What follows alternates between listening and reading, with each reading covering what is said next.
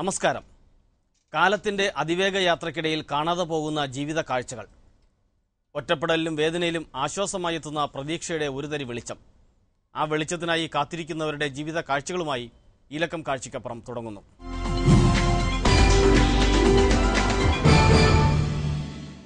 ജനാധിപത്യ വ്യവസ്ഥയിൽ ജനങ്ങളെ സേവിക്കുന്നവരാവണം മന്ത്രിമാർ. സേവനത്തിനൊപ്പം ജനങ്ങൾക്ക് മാതൃകയാവുകയാണ് പി ജെ ജോസഫ്. തൊടുപുഴയിലെ തൻ്റെ വസതിയിലെ കാലിത്തൊഴുത്തിൽ നിന്നും ക്ഷീരകർഷകനായ ഈ മന്ത്രി ഒരു ദിവസം ഉൽപ്പാദിപ്പിക്കുന്നത് 500 ലിറ്റർ പാലാണ്. തൊടുപുഴക്കാർക്ക് മാത്രം അറിയാവുന്ന പി ജിയുടെ മറ്റൊരു നല്ല മുഖം. കാഴ്ചയ്ക്കപ്പുറം ആദ്യം പരിചയപ്പെടുത്തുന്നത് സേവകനായ മന്ത്രി പി ജെ ജോസഫിനെ.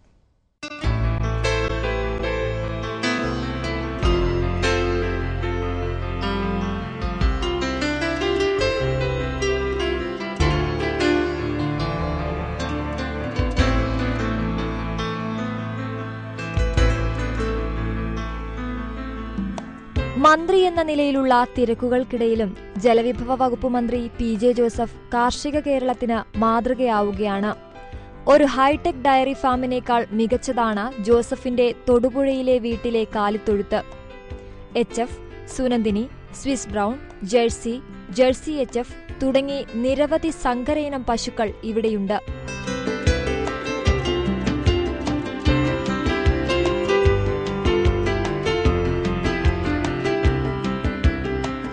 ദിവസം 34 ലിറ്റർ പാൽ തരുന്ന പശുക്കൾ വരെ ഈ കൂട്ടത്തിലുണ്ട്. പ്രസവിക്കാതെ തന്നെ പാൽ ചുരത്തുന്ന ചെമ്പകമാണ് ഇവിടത്തെ മറ്റൊരു കൗതുകം. പശുക്കളെ മക്കളെപ്പോലെ കാണുന്ന ജോസഫ് ഓരോ പശുവിനും പേരുമിട്ടിട്ടുണ്ട്. ഉർവശി, സുചിത്ര, റസിയ, ഉണ്ണിമേരി, റീമ, ഖുഷ്ബു എന്നീ പേരുകൾ കേട്ട് ഏതെങ്കിലും സിനിമാ നടിയാണെന്ന് തെറ്റിദ്ധരിക്കേണ്ട. ഇവരൊക്കെ പി ജെ ജോസഫിന്റെ ഫാമിലെ പശുക്കളാണ്. തുളസി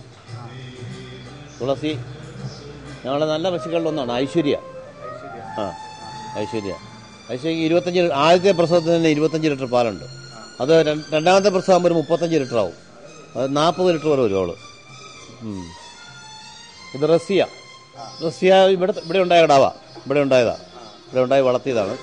റസിയ 25 ലിറ്റർ പാലുണ്ട്. നന്ദിനി അവള് കാജൽ. ഇത് നവ്യ. എന്ത് തിരക്കുണ്ടെങ്കിലും പി ജെ വീട്ടിലുണ്ടെങ്കിൽ രാവിലെ 4 മണിക്ക് തൊഴുത്തിലെത്തും. ഓരോ പശുവിനെയും പേര് നീട്ടി വിളിക്കും. പശുവിന് നൽകേണ്ട തീറ്റക്രമം ജോലിക്കാർക്ക് പറഞ്ഞുകൊടുക്കും. കൃത്യം 4 മണിയാകുമ്പോൾ തന്നെ സാറ് തൊഴുത്തിൽ വന്ന് എല്ലാ പശുക്കൾക്ക് ഫുഡ് കൊടുക്കുന്ന കാര്യം എല്ലാം കൃത്യമായിട്ട് ഞങ്ങൾക്ക് പറഞ്ഞു തരും.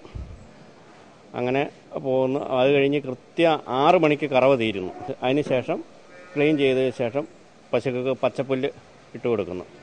35 ലിറ്റർ പാൽ ലഭിക്കുന്ന പശുവിന് 4 കിലോഗ്രാം കാലിത്തീറ്റ, 4 കിലോ ബിയർ വേസ്റ്റ്, 15 കിലോഗ്രാം പച്ചപ്പുല്ല് എന്നിങ്ങനെയാണ് നൽകുന്നത്. കറവയില്ലാത്ത പശുക്കൾക്ക് നൽകുന്ന കാലിത്തീറ്റയുടെ അളവ് കുറവാണ്. രാവിലെ 3 മണിക്ക് തൊഴുത്തിലെ ജോലികൾ തുടങ്ങും. അപ്പോൾ മുതൽ പശുക്കളെ പാട്ട് കേൾപ്പിക്കും. പാട്ട് കേട്ടാൽ പശുക്കൾക്ക് കൂടുതൽ കറവ ലഭിക്കുമെന്ന് പി ജെ പറയുന്നു. പാട്ട് ശാന്തമായിട്ട് നിന്നോളും. രാവിലെ ഒരു 2:30 മണിയാകുമ്പോഴാണ് തുടങ്ങുന്നത്. അപ്പോൾ ഈ മ്യൂസിക് അങ്ങ് ഓൺ ചെയ്താൽ പശുക്കളെല്ലാം എഴുന്നേറ്റ് അതിനപ്പം തന്നെ കുളിപ്പിക്കാൻ തുടങ്ങും. എല്ലാത്തിനും കുളിപ്പിച്ചിട്ടാണ് കറക്കുന്നത്. പിന്നെ കറക്കുന്നതിനൊക്കെ വളരെ നല്ലതാണ്. അതെ, പിന്നെ ചുരത്താനും ഒക്കെ ഒച്ചപ്പാട് ബഹളമാണെങ്കിൽ പശു ഇതല്ലോ. പിന്നെ ജോലിക്കാർക്കും സംഗീതം വളരെ നല്ലതാണല്ലോ. ഇത് ബാബുരാജന്റെ സംഗീതമാണ് അപ്പോൾ കേട്ടോണ്ടിരിക്കുന്നത്. അടുത്തതായി ചാണകം മാറ്റി തൊഴുത്തു വൃത്തിയാക്കി പശുക്കളെ കുളിപ്പിക്കും. പിന്നീട് യന്ത്രമുപയോഗിച്ച് കറവ.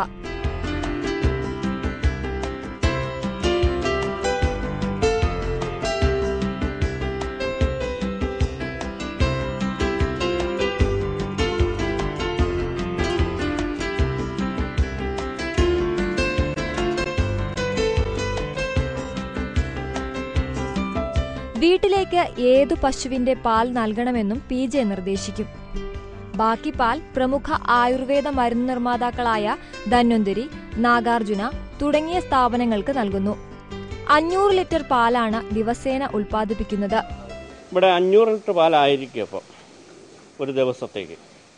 അതിൻ്റെ ഇപ്പം കുറച്ച് പശുക്കളുടെ പ്രസവിച്ച് കഴിഞ്ഞാൽ 500 മുകളിലോട്ട് നമുക്ക് പാലുൽപ്പാദനം വരും ഡെയിലി. പാലുൽപാദനത്തിന്റെ ഒരു വിഹിതം വീട്ടിനടുത്തുള്ള സ്കൂളിലെ കുട്ടികൾക്കും നൽകും. ഈ പാൽ കൊണ്ട് വർഷങ്ങളായി പുറപ്പുഴ സർക്കാർ സ്കൂളിലെ കുട്ടികൾക്ക് പാൽപായസവും നൽകുന്നു. അത് നേരത്തെ 2-3 വർഷം മുമ്പ് വരെ കൊടുത്തോണ്ടിരുന്നായിരുന്നു വർഷങ്ങളോളം. പിന്നെ ഇടക്കാലത്തൊന്നും നിന്നുപോയി. പിന്നെ ഈ പ്രാവശ്യത്തെ HM-ഉം സ്കൂൾ മാനേജ്മെൻറ്റ് കമ്മിറ്റിയും വളരെ താല്പര്യം എടുത്ത് സാറിനോട് എന്ന് ചോദിക്കുകയും സാറത് ഫ്രീ ആയിട്ട് തരാം, എല്ലാ ദിവസവും തരാമെന്ന് സമ്മതിക്കുകയും ചെയ്തിരുന്നു. ഇത് ഫ്രീ ആയിട്ടാണ്, പൈസ ഒന്നും വേണ്ട. അതിൻ്റെ ഒരു സേമിയ പായസമായിട്ട് കൊടുക്കണമെന്നാണ് അദ്ദേഹത്തിൻ്റെ ആഗ്രഹം. സ്കൂളിൽ നിന്ന് അധ്യാപിക PJയുടെ വീട്ടിലെത്തി പാൽ വാങ്ങും. ഒപ്പം പഞ്ചസാരയും സേമിയയും നൽകും. മുൻപ് PJയുടെ വീട്ടിൽ നിന്ന് പായസം തയ്യാറാക്കി നൽകുകയായിരുന്നു പതിവ്. ചുരുക്കത്തിൽ PJയുടെ പശുക്കൾ പലരെയും ഊട്ടുന്ന കാമധേനുക്കൾ തന്നെ. അതെ, പാല് നമ്മുടെ പോഷകാഹാരമല്ലേ, ഏറ്റവും പ്രധാനപ്പെട്ട ഒരു സമീകൃത ആഹാരമാണ്. പക്ഷേ പാൽ ആവശ്യത്തിന് മാത്രം ഇല്ല. എല്ലാവരും പശു വളർത്തലിലേക്ക് പോകണമെന്നാണ്. 32 ലക്ഷം പശു ഉണ്ടായിരുന്നത് ഇപ്പോൾ 18 ലക്ഷമുള്ളൂ. നല്ല ഒരു 20 ലിറ്റർ താഴെയാണ് ആദായകരമല്ല പശുവിനെ വളർത്തുന്നത്. അപ്പോൾ 20 ലിറ്റർ മുകളിലേക്കാണെങ്കിൽ ആദായം കിട്ടും. ഞാൻ ഇത്തവണ കർഷകശ്രീ അവാർഡ് കിട്ടിയ കൃഷിക്കൻ വയനാട്ടിലുണ്ട്. അദ്ദേഹത്തിന് 2 പശുവിന് 2 ലക്ഷം രൂപ കിട്ടി. അപ്പോൾ 30 ലിറ്റർ പാലുണ്ട്. അപ്പോൾ ഞാനൊരു 30-40 ലിറ്ററിലേക്ക് കൊണ്ടുപോകാനായിട്ട് ശ്രമിക്കുന്നത്.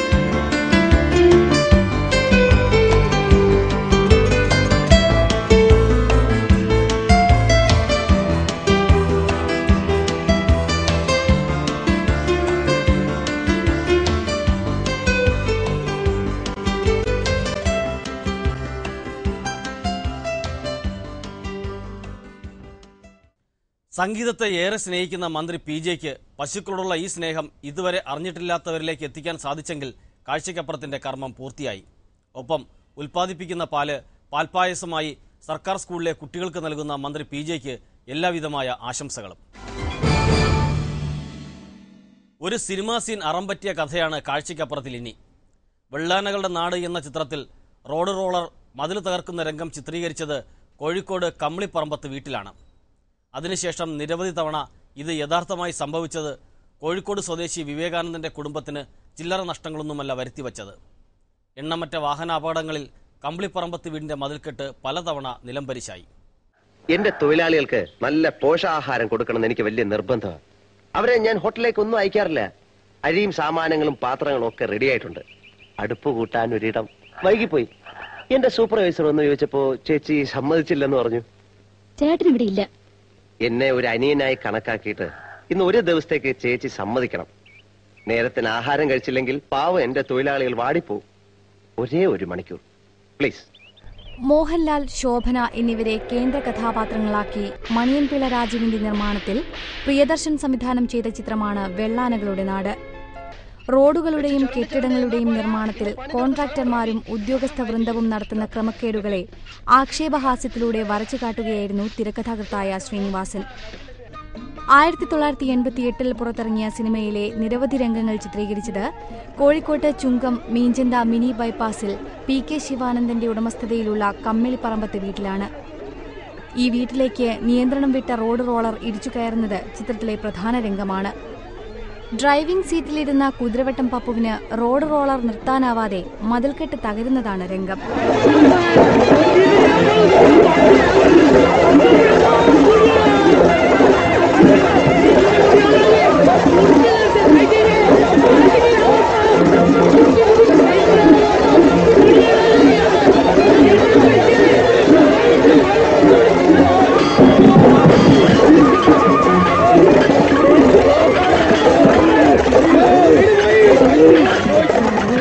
ഇതേ രീതിയിൽ നിരവധി തവണയാണ് കമ്മിളിപ്പറമ്പത്ത് വീടിന്റെ മതിൽക്കെട്ട് തകർന്നത്.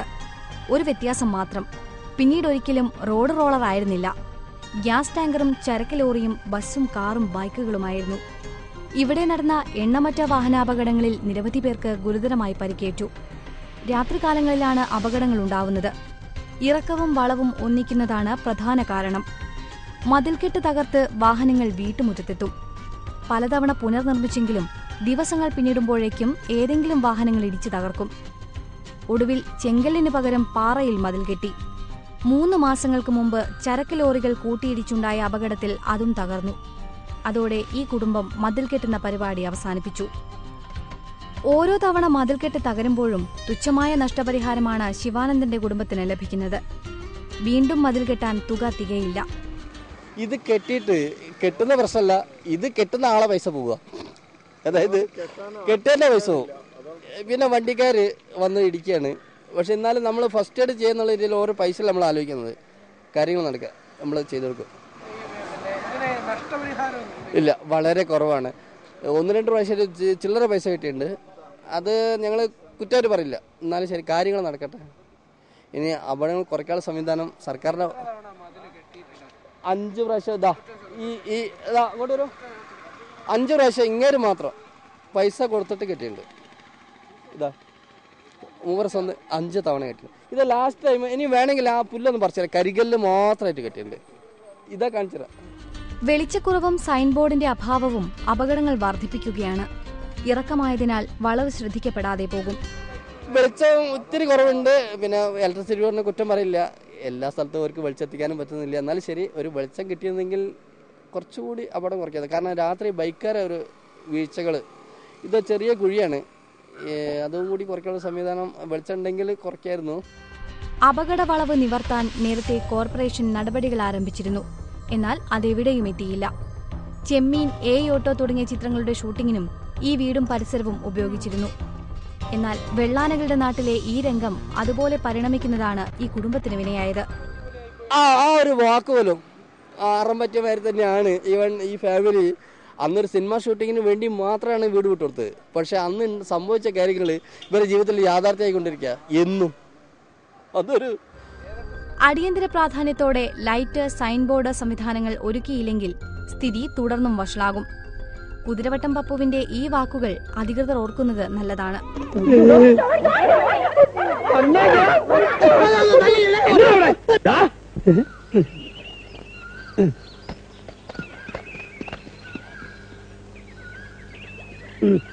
ഒരിത്തിരി കൂടി സ്പീഡ് ഉണ്ടായിരുന്നെങ്കിലേ ഈ വീടും കൂടി അങ്ങോട്ട് പൊളിഞ്ഞേനെ. എനിക്ക് എന്ത് രസമുണ്ടായിരുന്നു. വർഷങ്ങൾക്ക് മുമ്പ് പണിത വീടാണ്. നിലവിൽ മതിലില്ല. ഇരുളിൽ വാഹനങ്ങൾ കുതിച്ചിറങ്ങിയാൽ ഇവിടെ താമസിക്കുന്ന 2 കുടുംബങ്ങളാണ് അപകടത്തിലാവുക. കോർപ്പറേഷൻ ഈ പ്രശ്നത്തിൽ അടിയന്തര ശ്രദ്ധ പതിപ്പിച്ചേ മതിയാകൂ. എപ്പോഴും ഇങ്ങനെ പറയണമെന്നില്ല, ശരിയാക്കി തന്നാ മതി. അശാസ്ത്രീയമായ രീതിയിൽ റോഡ് പണിയുന്നതാണ് പലപ്പോഴും അപകടങ്ങൾക്ക് കാരണമാകുന്നത്. അധികാരികളുടെ ശ്രദ്ധ പലതവണ ക്ഷണിച്ച കാഴ്ചയ്ക്കപ്പുറം ഈ വാർത്തയിലൂടെയും അത് ആവർത്തിക്കുന്നു. കമ്മിളിപ്പറമ്പത്ത് വീടിന്റെ ഉറച്ച മതിൽ ഇനിയും ഒരു വണ്ടിക്കും ഇരയാകാതിരിക്കട്ടെ എന്ന് ഞങ്ങളും വിവേകാനന്ദനൊപ്പം ആത്മാർത്ഥമായി പ്രാർത്ഥിക്കുന്നു.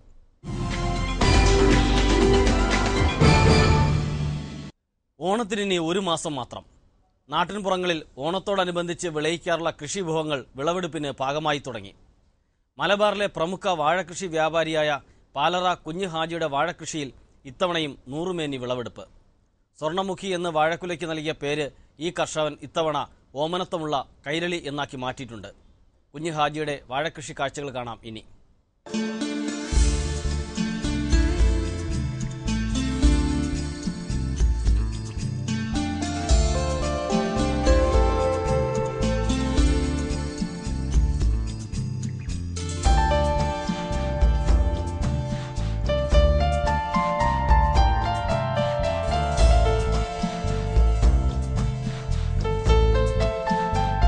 മലപ്പുറം ജില്ലയിലെ വളാഞ്ചേരിയിലാണ് പാലറ കുഞ്ഞുഹാജിയുടെ 3 ഏക്കറോളം വരുന്ന വാഴകൃഷിത്തോട്ടം.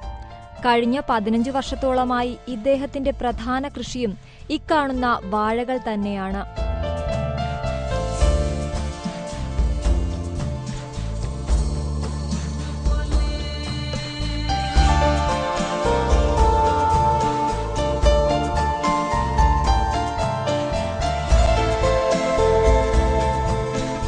ക്വിന്റൽ വാഴകൾക്ക് മലയാളികൾക്കിടയിൽ പ്രിയമേറിയതോടെ കുഞ്ഞുഹാജിയും തന്റെ ബിസിനസ് ആ ദിശയിലേക്ക് തിരിച്ചുവിട്ടു. ഇതേ തുടർന്നാണ് 50 മുതൽ 100 വരെ കായകൾ ഉണ്ടാകുന്ന വലിയ വാഴകളുടെ കൃഷി കുഞ്ഞുഹാജി തുടങ്ങിയത്. സ്വന്തമായി വിളയിച്ചെടുത്ത വാഴക്കുലയ്ക്ക് അദ്ദേഹം നൽകിയ പേരാണ് സ്വർണ്ണമുഖി. വിളഞ്ഞുകഴിഞ്ഞാൽ സ്വർണ്ണ നിറമാണിവയ്ക്ക്. അതുകൊണ്ട് തന്നെയാണ് പാലർ കുഞ്ഞുഹാജി ഇവയ്ക്ക് സ്വർണ്ണമുഖിയെന്ന് പേര് നൽകിയതും. എന്നാൽ ഇത്തവണ ഇവയുടെ പേര് മാറ്റി. നിലമ്പൂരിനടുത്തുള്ള ഒരു ടിഷ്യൂ കൾച്ചറൽ ഫാമുമായി സഹകരിച്ച് കൂടുതൽ വിത്തുൽപാദന ശേഷിയുള്ള വാഴകൃഷിയുടെ പരീക്ഷണം തുടങ്ങിയതോടെയാണ് പേര് കൈരളി എന്നാക്കി മാറ്റിയത്. പക്ഷെ അത് ആദ്യമായിട്ട് നമ്മൾ പിന്നെ ഇത് കിൻഡൽ വാഴ എന്നാണ് പറഞ്ഞിരുന്നത്. പിന്നെ ഇപ്പോൾ ഒരു 6-7 വർഷത്തിന് കണ്ടാണ് ഹാപ്പി ബയോടെക്സ് പറഞ്ഞാൽ അവർ കൊണ്ടുപോയിട്ട് ഇതായിട്ട് അതിന് സ്വർണ്ണമുഖി എന്നൊരു പേരിട്ടത്. പേര് മാറ്റണമെന്ന് ഉദ്ദേശിക്കുന്നുണ്ട്. ഇപ്പോൾ വേറൊരു കമ്പനി നമ്മളെ ഒരു ഫാമിലിപ്പെട്ട കമ്പനി തന്നെ ഇപ്പോൾ ടിഷ്യൂ കൾച്ചർ ചെയ്യാൻ ഉദ്ദേശിക്കുന്നുണ്ട്. അവരിപ്പോൾ ഇതിനൊരു പേര് മാറ്റണം എന്നാണ് ഉദ്ദേശിക്കുന്നത്. കേരള കൈരളി എന്നൊരു പേര് കൊടുക്കുന്നതാണ് ഇപ്പോൾ അവർ ഞങ്ങളിവിടെ തീരുമാനിച്ചിട്ടുള്ളത്. പുതിയതായിട്ട് ടിഷ്യൂ ചെയ്തിട്ട് വന്നാൽ അപ്പോൾ കൈരളിയാണ് പേരാക്കാനാണ് ഉദ്ദേശിക്കുന്നത്. വാഴകൃഷിയിലൂടെ ഒരു നാടിനാകെ അഭിമാനമായി മാറിയിരിക്കുകയാണ് പാലറ കുഞ്ഞുഹാജി. അതിനാൽ നാട്ടുകാർക്കും പഞ്ചായത്ത് അധികൃതർക്കും ഇദ്ദേഹത്തിന്റെ വാഴത്തോട്ടത്തിലെ വിളവെടുപ്പ് ഉത്സവമാണിന്ന്. ഇത്തവണത്തെ വിളവെടുപ്പ് ഇക്കഴിഞ്ഞ ദിവസമായിരുന്നു. വളാഞ്ചേരി പഞ്ചായത്ത് പ്രസിഡന്റ് അബ്ദുൾ ഗഫൂറാണ് വിളവെടുപ്പിന് തുടക്കം കുറിച്ചത്. വർഷങ്ങളായിട്ട് ഇദ്ദേഹം ഇവിടെ കൃഷി ചെയ്യുന്നൊരു കൃഷിക്കാരനാണ്. ഏറ്റവും നല്ല കൃഷിക്കാരൻ എന്നുള്ള ബഹുമതി നിരവധി കാലം അദ്ദേഹത്തിന് ലഭിച്ചിട്ടുണ്ട്. ഇപ്പോൾ നമ്മൾ അടുത്ത കാലത്തായിട്ട് എല്ലാവിധ പ്രോത്സാഹനങ്ങളും കൃഷിഭവനും പഞ്ചായത്തും അതിന് ബന്ധപ്പെട്ട കക്ഷികളൊക്കെ ഇദ്ദേഹത്തിന് നൽകി വരുന്നുണ്ട്. ഇതുപോലുള്ള കൃഷിക്കാരനെ പ്രോത്സാഹിപ്പിക്കാൻ ഇദ്ദേഹം നല്ല രീതിയിലുള്ള ഇതുപോലുള്ള കൃഷി ഇടങ്ങളിലുള്ള കൃഷി നടത്തിക്കൊണ്ടിരിക്കുകയാണ്. അപ്പോൾ അതുകൊണ്ട് നമ്മൾ വളാഞ്ചേരി പഞ്ചായത്തിൽ ഒരു മാതൃകാ കൃഷിക്കാരൻ എന്നുള്ള നിലയിലുള്ള പല ബഹുമതികളും അദ്ദേഹത്തിന് ലഭിച്ചിട്ടുണ്ട്. ഇനിയും ലഭിക്കാനുള്ള സാഹചര്യങ്ങളുണ്ട്. അതുപോലുള്ള കൃഷികളാണ് അദ്ദേഹം ഈ പ്രദേശത്ത് നടത്തിക്കൊണ്ടിരിക്കുന്നത്. ഇത് എല്ലാവർക്കും ഒരു മാതൃക തന്നെയാണ്. വളാഞ്ചേരിയിലെ വ്യാപാരി സമൂഹം ഒന്നടങ്കം പാലറ കുഞ്ഞുഹാജിയുടെ വാഴകൃഷിക്ക് പിന്തുണയായിട്ട് ഇന്ന് പിന്നാലെയുണ്ട്. പ്രശസ്തമായ എടപ്പാളിലെ പൂരാട വാണിഭത്തിൽ വളാഞ്ചേരിയുടെ പേര് കേരളം ഒട്ടുക്കുമെത്തിച്ചതിൽ പാലറ കുഞ്ഞുഹാജിയുടെ പങ്ക് വലുതാണെന്ന് വ്യാപാര വ്യവസായികൾ പറയുന്നു. നമുക്ക് വളാഞ്ചേരി വ്യാപാരികളെ സംബന്ധിച്ചിടത്തോളം വളരെ ഒരു പേരും പെരുമയാണ് ഈ സംഘടനയ്ക്ക് അദ്ദേഹം ഉണ്ടാക്കി തന്നത്. കാരണം നമുക്കറിയാം, കാർഷിക മേഖല തളർന്നു നിൽക്കുന്ന ഈ സമയത്ത് പണിക്കാരെ വളരെ കിട്ടാത്തൊരവസ്ഥ അദ്ദേഹം സ്വന്തം പ്രയത്നം കൊണ്ട് കഠിനാധ്വാനം ചെയ്തുകൊണ്ട് തന്നെയാണ് ഇങ്ങനെ ഒരു സംരംഭം ഉണ്ടാക്കിയെടുത്തത്. അതുകൊണ്ട് അദ്ദേഹത്തിന് കഴിഞ്ഞ കാലങ്ങളൊക്കെ തന്നെ പല സംഘടനകളും അതോടൊപ്പം തന്നെ പല പ്രോത്സാഹനം നൽകി അവാർഡുകളൊക്കെ നൽകിക്കൊണ്ട് അദ്ദേഹത്തെ എല്ലാ കാലത്തും കൃഷിക്കാർ എന്നുള്ള നിലയ്ക്ക് ഒരു കൃഷിയുടെ ഒരു ബഹുമതിയോട് കൂടി തന്നെ ഈ വളാഞ്ചേരി പട്ടണം ഞങ്ങളുടെ വ്യാപാരി മേഖലയിലുള്ള മുഴുവൻ കച്ചവടക്കാരും അദ്ദേഹത്തെ വളരെ ബഹുമാനത്തോടു കൂടിയാണ് ആ വിഷയത്തിൽ ഈ കർഷകൻ എന്നുള്ള നിലയ്ക്ക് അദ്ദേഹത്തിന് ഒരു ബഹുമതി നൽകുന്നത്. ജൈവ കൃഷി രീതിയാണ് കുഞ്ഞുഹാജിയുടേത്. 600-ലധികം വാഴകളാണ് വർഷം തോറും ഇദ്ദേഹം കൃഷി നടത്താറുള്ളത്. വീടിന്റെ ചുറ്റുവട്ടത്തിനുമപ്പുറം കാസർഗോഡ് മുതൽ പാറശാല വരെയുള്ളവർ ഇദ്ദേഹത്തിന്റെ പക്കൽ നിന്നും വാഴക്കന്ന് വാങ്ങാൻ വളാഞ്ചേരിയിലെ വീട്ടിൽ ഇന്നെത്തുന്നു. 500 കന്നുകൾ വരെ ആവശ്യപ്പെട്ടെത്തുന്നവരും ഇക്കൂട്ടത്തിൽ പെടുന്നു. ഓരോ വർഷവും കൃഷി ചെയ്യുന്നതിലും എത്രയോ ഇരട്ടിയാണ് കന്നുകൾക്കും വാഴക്കുലകൾക്കുമുള്ള ഓർഡറുകളെന്ന് ഇദ്ദേഹം പറയുന്നു. അഡ്വാൻസ് ബുക്കിംഗ് ആണ്, മുഴുവൻ അഡ്വാൻസ് ബുക്കിംഗ്. പാലക്കാട്, പിന്നെ ഇവിടെ ഇപ്പം നമ്മളെന്ത് കൊണ്ടുപോകുന്ന തമിഴ്നാട് പൊള്ളാച്ചി ഒരു പാർട്ടിയാണ് കംപ്ലീറ്റ് കന്ന് കൊണ്ടുപോകുന്നത് കുറേ. പിന്നെ പാലക്കാട്ട്, പിന്നെ ഇപ്പം തന്നെ നാടൻ ആൾക്കാർ ഇപ്പം അങ്ങനെ വന്ന് 10, 25, 30 കന്ന് ഇവിടുന്നാണ് കൊണ്ടുപോകലായി. കഴിഞ്ഞ വർഷം ഒന്നും കൊടുക്കാനില്ലാത്ത അവസ്ഥ തന്നെയാണ്. അതാണ് ഇപ്പോൾ ആദ്യം ഞാനും ഇവിടെ കൂട്ടിയിട്ട് ഇപ്പോൾ ഒരു പുതിയ സംരംഭം തുടങ്ങാൻ വിചാരിച്ചിട്ട് ഇപ്പോൾ ടിഷ്യൂ കൾച്ചർ ചെയ്ത് കഴിഞ്ഞ വർഷം തുടങ്ങിയിരുന്നു. അതിപ്പോൾ 2 മാസം കഴിഞ്ഞാൽ ടിഷ്യൂ കൾച്ചർ ഇഷ്ടം പോലെ ഇറങ്ങായി. കഴിഞ്ഞ വർഷമൊക്കെ കണ്ടമാനം ഇപ്പോൾ പേപ്പറിൽ ഔട്ട് പോയിട്ട് വിദേശത്തുനിന്നായിരുന്നു വിദേശത്ത് വിളിക്കാനോ വിദേശികളല്ല, നമ്മളെ പിന്നെ കാസർഗോട്ടുകാർ ഓലിക്കൊക്കെ 1000-10,000 ചോദിക്കണ കന്ന് എവിടുന്നാ കിട്ടുക? ഹൈ, എന്തൊക്കെയായാലും എടപ്പാളിലെ പൂരാട വാണിഭത്തിനും ഗുരുവായൂരിലെ കാഴ്ചക്കുല സമർപ്പണത്തിനുമൊക്കെയുള്ള വാഴക്കുലകൾ നീക്കിവെച്ചേ കുഞ്ഞുഹാജി പുറമേക്ക് വാഴക്കുലകൾ നൽകാറുള്ളൂ. വാഴയ്ക്കു പുറമെ പച്ചക്കറികളുടെയും മരച്ചീനി, ഇഞ്ചി തുടങ്ങിയവയുടെയും കൃഷി കുഞ്ഞുഹാജിക്കുണ്ട്.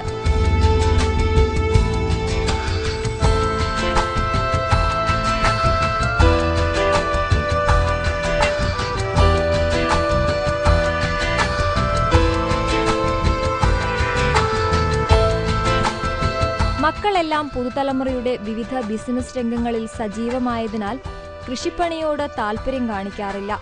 തന്റെ തലമുറയോടെ ഈ വാഴകൃഷി അവസാനിപ്പിക്കേണ്ടി വരുമോ എന്ന ആശങ്കയിലാണ് ഇദ്ദേഹം. എന്തുതന്നെയായാലും കൃഷിയെ സ്നേഹിക്കുന്ന മറ്റൊരു തലമുറ വളർന്നു വരുമെന്നാണ് ഇദ്ദേഹത്തിന്റെ പ്രതീക്ഷ.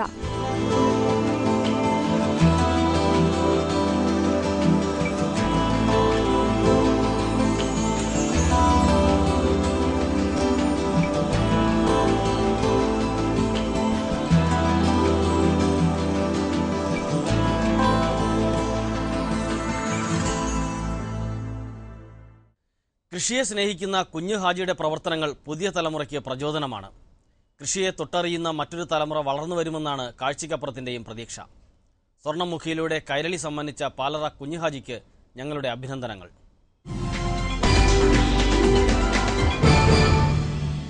നീതിയുടെ വെളിച്ചവും സ്നേഹസാന്ത്വനങ്ങളുടെ സാമീപ്യവും അന്യമായ ജീവിത ചിത്രങ്ങളെ സുമനസ്സുകൾക്ക് പരിചയപ്പെടുത്തുന്ന മാധ്യമ ധർമ്മമാണ് ഞങ്ങളുടേത്. വാർത്താവേഗതയിൽ കടന്നുപോകുന്ന ഈ ദൃശ്യങ്ങൾക്ക് കൈത്താങ്ങാകാൻ പ്രേക്ഷകരുടെ സഹായവും ഞങ്ങൾ തേടുന്നു. വേറിട്ട വാർത്താചിത്രങ്ങൾ ശ്രദ്ധയിൽപ്പെട്ടാൽ എഴുതുക. ഒപ്പം നിങ്ങളുടെ നിർദ്ദേശങ്ങളും വിമർശനങ്ങളും. എഴുതേണ്ട വിലാസം: the producer, Kazhchakkappuram, Jain TV, fort PO, Thiruvananthapuram 23. വീണ്ടും അടുത്തയാഴ്ച. ജയ് ഹിന്ദ്.